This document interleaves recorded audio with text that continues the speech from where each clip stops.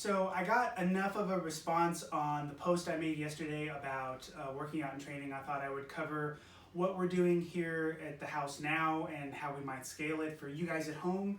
The protocol we're doing right now I have called the Apocalypse Meathead workout. So I'm going to show you what that looks like and how we might scale it. We don't really train like bodybuilders, so we don't focus specifically on individual muscles so much. What we focus on is movement patterns. Specifically, we look at a horizontal pull and push and a vertical pull and push for the upper body, and then we look for a squat and a hip hinge with the lower body. So essentially, a squat where you're going straight down and up is kind of your quad dominant movement, and the things where you're bending over and picking things up like a deadlift, that's a hip hinge movement.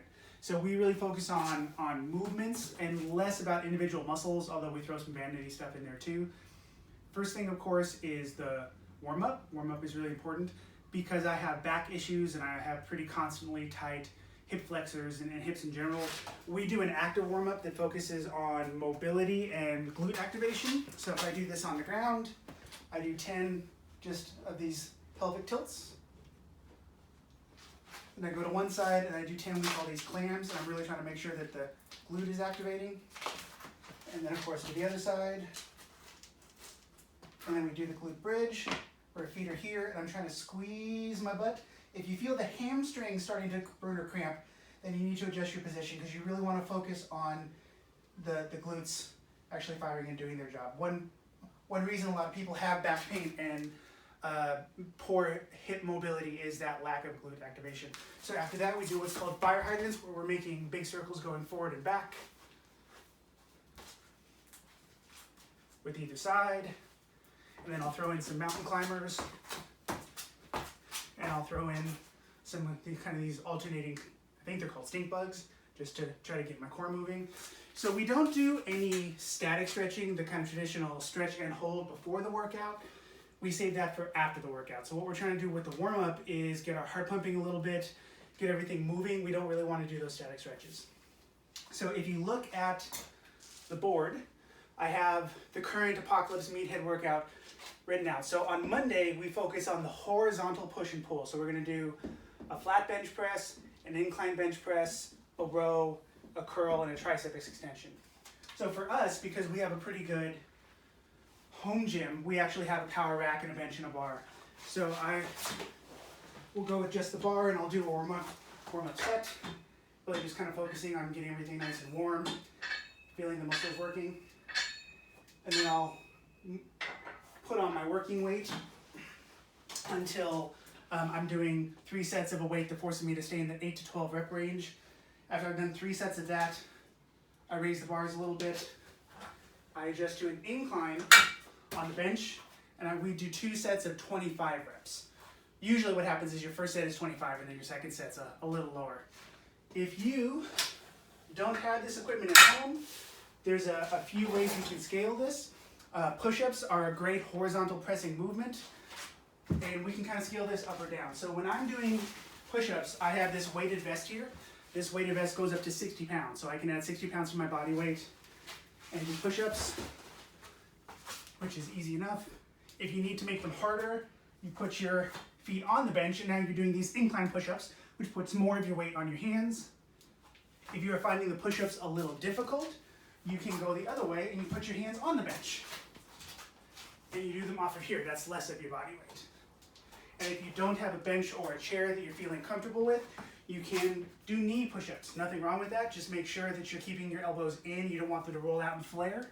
Keep your elbows in. Just nice, even reps. So once you've done whatever horizontal pushing movement you're going to do, what we're doing is we're doing bent over rows for our horizontal movement. So we grab the bar with our working weight, we stick out the butt so that we have a nice neutral spine, and we do bent over rows. That's our current horizontal rowing motion. If you don't have a bar or your back won't allow you to do that, one of the things that you can do is you can do horizontal rows with your body. So we have rings on our power rack. So that makes it really easy for us. We can just grab the rings, Stick out our feet. Now we're doing horizontal rows with our body weight. Again, I tend to load this with the weighted vest because my body weight by itself isn't quite enough. You can adjust how much resistance by the angle, so the more upright you are, the less of your body weight you're moving. If that is still too tough, one thing you can do is you can grab a door handle and you can put your feet close to the wall, kind of sit back and pull yourself, really just focusing on squeezing the back muscles. If that is awkward or you don't have a door you feel comfortable with, one thing we can do is we can start to use homemade weights. If you don't have weights at home, find a gallon milk jug, or we have a cat, so we have a big kitty litter. You fill this thing up with water or sand, you can end up with a pretty heavy weight. What you're gonna do, you're gonna brace a knee and a palm. If you have a bench, if you just have a chair, just kneel down next to it, brace your palm on the chair. We're gonna pull this straight back. So we're trying to think you're gonna bring this to the side of your hip next to your belly button. So we're not trying to bring it to our face. We're squeezing the back muscle towards here. And so you can do 3 sets of 12, 12 on one hand, 12 on the other hand.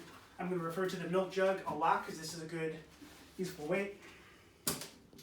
So once we've done all of our horizontal pushing and pulling movements, now it's kind of time for the vanity movements, which is the curls. So you can use a barbell. I personally, right now, have been enjoying using my sandbag, which we'll get into a little bit later. So we have a couple different sandbags we use for conditioning. Because this one is 80 pounds, I can grab the handles and start doing some curls on this one and get a pretty good bicep burn after I've done enough reps. So that's great. We're gonna do 3 sets of 12 to 15. And then tricep, on this day we do overhead extensions. So if I take one of these dumbbells, I can put this over my head, bend it down behind my head, and straighten. That's forcing this part of the arm to do the work. Again, if you don't have that, your handy dandy milk jug, you can weight this up as needed. This will need to be lighter than the biceps, of course, and then you extend here. The other option, if you don't have equipment but would like to start investing in a little bit, a pack of power bands from Amazon. I think we got these for 50 bucks. It's a really good investment. These get pretty tough. You can get a good work out of this. I think the green one gives you up to 120 pounds of resistance. And so you can do bicep curls with it. You stick both your feet in it and you curl. You can also stick one foot in it, put it behind, and start doing really hard extensions. So once we've done the horizontal push and pull, we've done the curls, we've done the extensions, all of these workouts have what's called a finisher. And finisher is just a little bit of conditioning. So sometimes we do really gnarly stuff like medicine ball slams or sledgehammer hits on the tire. Right now, what Patsy, Bent, and I are doing are just a quick, easy half-mile run. And then we come back and then we do some static stretching. We stretch our hamstrings and our hip flexors and our quads. And that's kind of the end for Monday. You're going to do 3 sets of box jumps, which is really just kind of a warm-up for your central nervous system, get a little explosive action going on. So for the box jump, you stay stable, and then take a nice easy hop down. You're not trying to blow out any Achilles tendons or anything. We do 3 sets of 8. You can use a lower box if you want. Patsy actually uses our slamming tire because it's a little bit lower. If that is too much, you can do some just air squats in place where you give it a little, and then just a little pop up. And if that is problematic for any reason, just do some nice, easy, in-place kind of half squats. Just make sure your chest stays up. You don't want to find yourself bending over. So once you've done 3 sets of 8, we go on to kind of the big lower body exercise for the day. We have the hex bar, which is nice because it doesn't load my spine. I have 2 bad discs, so I don't put weight on my shoulder anymore. I use the hex bar. So the nice thing about this, I get to stand in it. I get to have a nice big chest, and I just stand up. Nice work on having good form, keeping my chest up, keeping a neutral spine. No problem. Not too many people have that at home, so you certainly can do normal barbell squat if you want, or normal barbell deadlift. If you have none of those things, there's a few ways that you can scale your squats. So you can certainly do half or full squats in position. You just keep that high chest up, Squat way down, pop back up. If that is a little tough or you're working on your form, one of the things that we really like to do is it's called a box squat. And what you do is you stand in front of it and you sit back onto it. And this forces you to kind of sit back and have good form, keep your chest up. So you can work on that. You can do this in a chair. Try to find a chair that is about knee level. That's a good place to start, and then go lower if you can. If that starts getting too easy and you want to scale that up, we have split squats, which is where you take a staggered stance, then you drop down to the knee and then back up. So you're going to do, instead of 3 sets of 12, you'll do 3 sets of 12 on each leg. If that's too easy, you do Patsy's very favorite, which is a Bulgarian split squat. You actually elevate the back foot and then you squat down. And now that puts a lot more stress on that front leg. And of course you do your alternating legs and do 3 sets of 12 on each leg. So after we've done the box jumps and the big leg work exercise for the day, we're going to do some lower back and some ab, try to hit the whole core. So right now what we're doing is what's called Superman. So you're going to lay flat on your stomach, hands out front, and what you're going to do is you're going to elevate your chest and your knees. So nothing should be touching the ground but your belly. We just do 12 kind of slow reps. Give it a pause at the top. And then what we're doing is we're going from the 12 Supermen directly into what's called a superset. You don't rest in between, it's a leg raise. So for me, I'm just trying to bring my shins to the bar. Patsy and Benton tend to pick up their legs and then just work on bringing their knees up.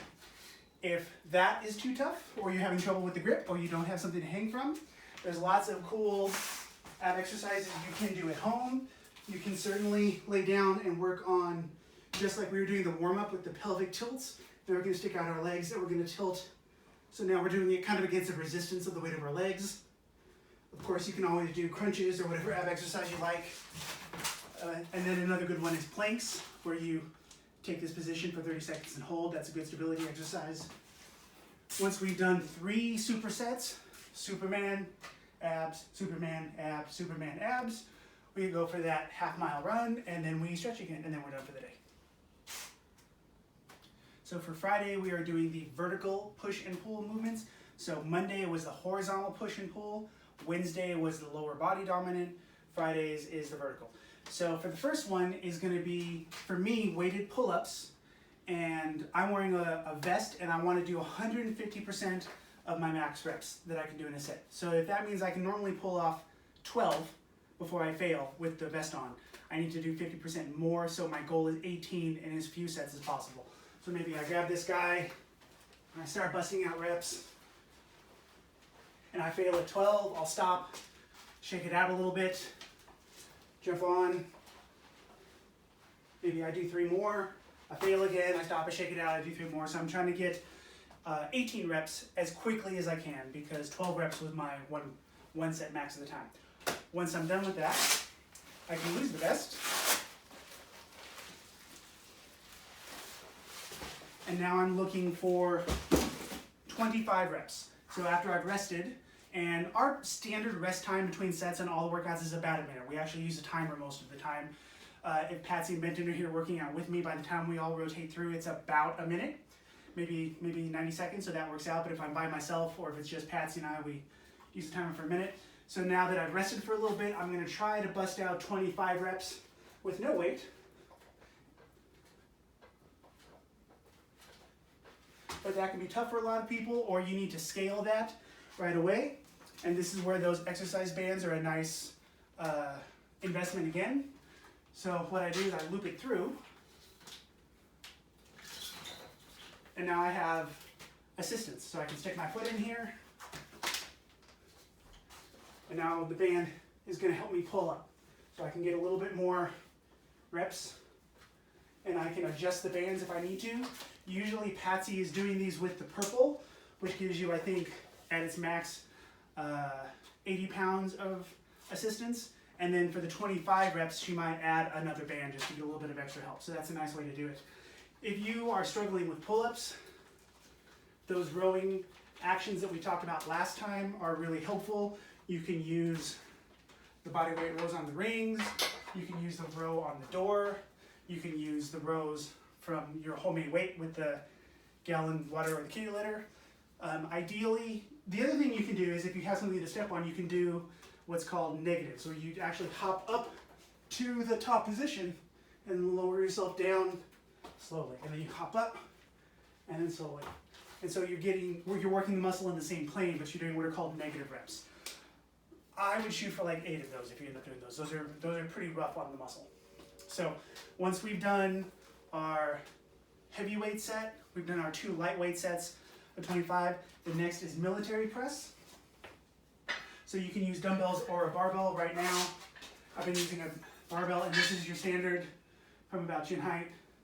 Push up over your head and come back. I use a weight that lets me get 25 reps on the first set. And I'm shooting for 25 reps on the second set. Very rarely do I get it if I'm using the right weight. Usually it'll be like 25, 17, something like that. Again, you can use the power bands if you want. You stand in them, you pull them up, start pressing over your head that way. You can again use milk jugs. If it's awkward, you can always put them both hands on one and press it over your head. That is good. So we're going to work 2 sets of 25 reps. And then we go back into curls and extensions. So again, I'm still using the sandbag. Certainly you can do curls on these. Patsy really likes using the dumbbells for hammer curls. Use your weight again. And then one of the nice things, probably my favorite thing to do on the rings right now, is these ring extensions. So you actually stand straight out with these over your head, and then you bend at the elbow, and then you press out. And after you've done several of these, your triceps will definitely be on fire. If you're struggling with those, one nice option is there's a floor kind of push-up, where you are in the push-up position, and then you drop to your elbows, and then you pop up. Drop to your elbows, pop up. It's still working the triceps, because you're just using the elbow joint. If that is too hard, drop down, and just like with the knee push-ups, we do it from our knees. If you want to make it extra gnarly, you do what's called a pike push-up. So rather than being flat, we walk our feet forward so that our butt is up in the air, and that puts even more of the weight on the triceps. This is also another good version that you can do a pike push-up for your shoulders. If you're having trouble with those military presses, you can be piked up and do shoulder presses from the floor. So that's another good way to do the shoulders if you don't have any equipment. So once we've done our weighted pull-ups, our lighter pull-ups, our shoulder press of whatever version we're doing, 3 sets of curls, 3 sets of a tricep exercise, whether it's a ring extension or an over the head or the floor extension. Then we go for the half-mile run, stretch, and we're done on Friday. All right, so Tuesdays and Thursdays are the intense conditioning days. Conditioning is a little bit different than cardio. Conditioning is about kind of increasing your work capacity. So I use a mix of things. My current favorite is the sandbag. So this is a GoRuck sandbag. I have a couple other ones. This particular one is 80 pounds, but you can adjust the weight. You can get lighter ones. The nice thing about sandbag workouts is that you can do a different one every day, and you go through a variety of movements, and it keeps your heart rate up, and you're moving some weight. So it's good for kind of it is good for your cardiovascular condition, but it also kind of gives your muscles an endurance edge. So you might do things like sandbag burpee cleans. And you do this for 2 minutes, and then you'd switch to the next exercise, and you'd switch to the next exercise. Brute Force Sandbags has a free app. If you are interested in sandbag conditioning, it gives you a new one every day, and you can do that workout. I use it a lot, so I don't have to worry about programming my Tuesdays and Thursdays.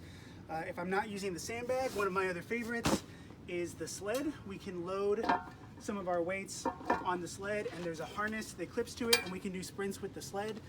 Usually what we do is we do 6 to 12, depending on who's doing it, how much weight we're using, 6 to 12 reps of a 25-meter sprint. So I usually put about 200 pounds on here, run as hard as I can for 25 meters, turn around, run as hard as I can back, fall down, try not to throw up, let Patsy take a turn, let Benton take a turn, do it all again. And we'll go between 6 and 12 reps.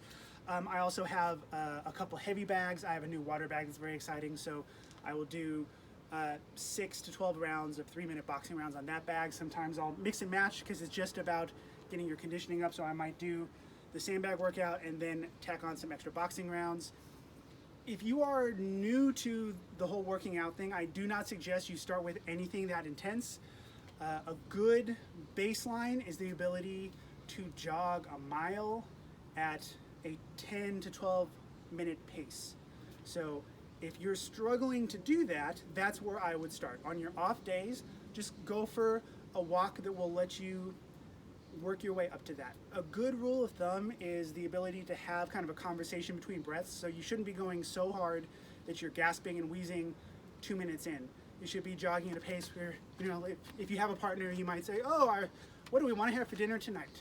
And you can't sing, but you can have a little bit of a conversation in between. If you're going much harder than that, you might want to scale back so that you can continue moving. Once you've got a decent aerobic base, once you can jog 1, 2, 3 miles at that pace, then it might be time to start adding in some pretty gnarly conditioning. Super fun. I enjoy it quite a bit because it's a very you against whatever tool you're using, whether it's the sandbag or the sled or the heavy bag. But you want to make sure you have a good, solid base of conditioning before you start pushing yourself because you don't want to get hurt or burn out.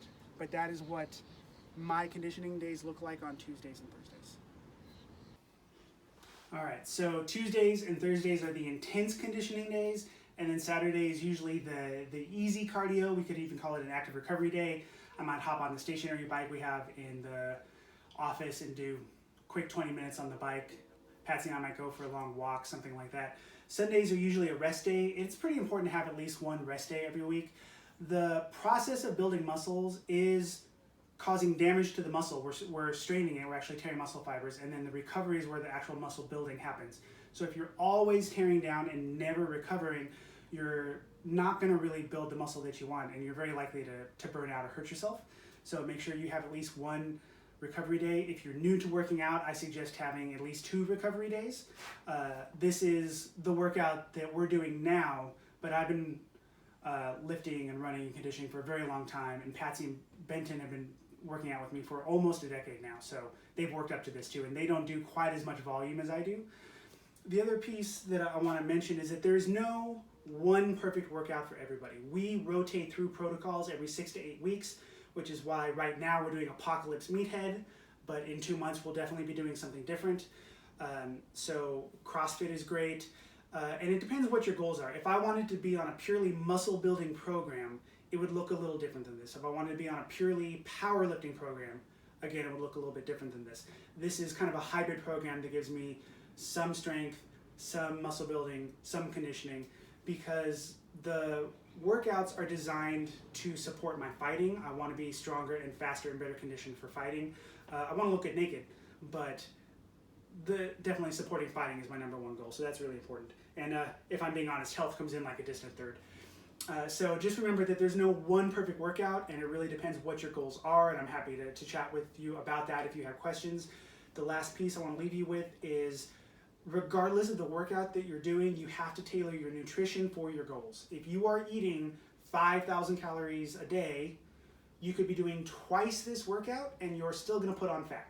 Your nutrition has to do it. On the flip side, if you're doing workouts like this and you're eating 1,200 calories a day, you're probably just going to tear down your muscles and you're not really going to build anything.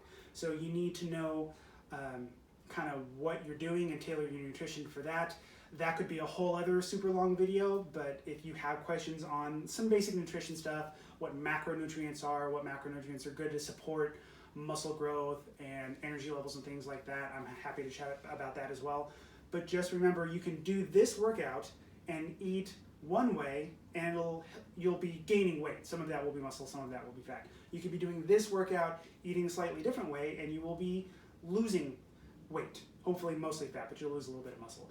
And then you can be eating a totally different way and be trying to kind of do both at the same time. It's not the most efficient, it's called recomp, but it is doable, especially if you're new to working out. So again, my last kind of wrap up is there's no one perfect workout, there's no one perfect diet or kind of eating philosophy, but you want to tailor it to what your specific goals are, and those will probably change if you're working out and training for a long period of time. But if you have questions, I'm happy to talk about it and help, and I hope this video was useful.